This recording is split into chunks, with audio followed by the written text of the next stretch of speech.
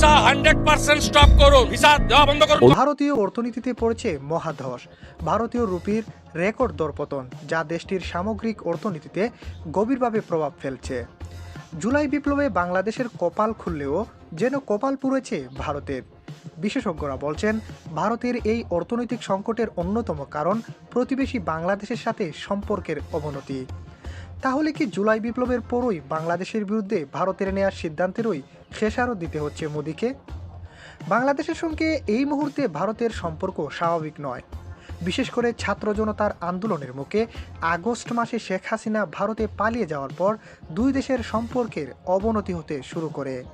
প্রতিবেশী দেশ বাংলাদেশ এবং ভারতের মধ্যে সম্পর্কের অবনতির কারণে ভারতের অর্থনীতি একটি বড় ধরনের ধাক্কা খেয়েছে।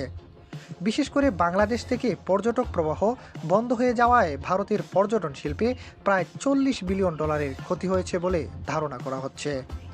বাংলাদেশিদের ভারতীয় ভিসা বন্ধ করে নিজের বিপদ নিজেই ডেকে এনেছে ভারত।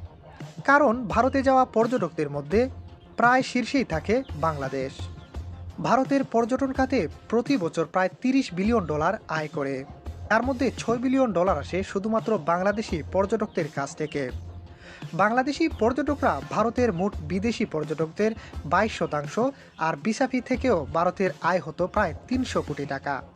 কিন্তু সে আয় এখন পর্যন্ত একেবারেই শূন্য।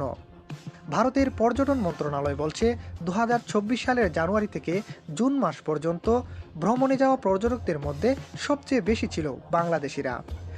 6 মাসে 47,80,000 পর্যটক ভারত ভ্রমণ করেছেন। এই সংখ্যায় গত বছরের একই সময়ের তুলনায় 91% বেশি। তবে তা 2019 সালের একই সময়ের তুলনায় 98% কম।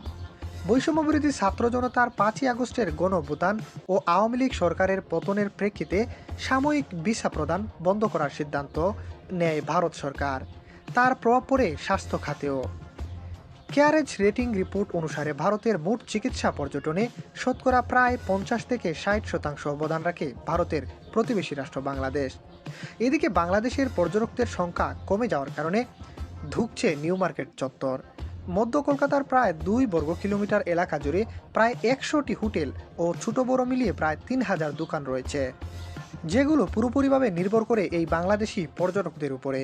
পরিসংখ্যান বলছে, বাংলাদেশি পর্যটকদের অভাবে এই অঞ্চলের ব্যবসার প্রায় 70% ঘাটতি দেখা দিয়েছে।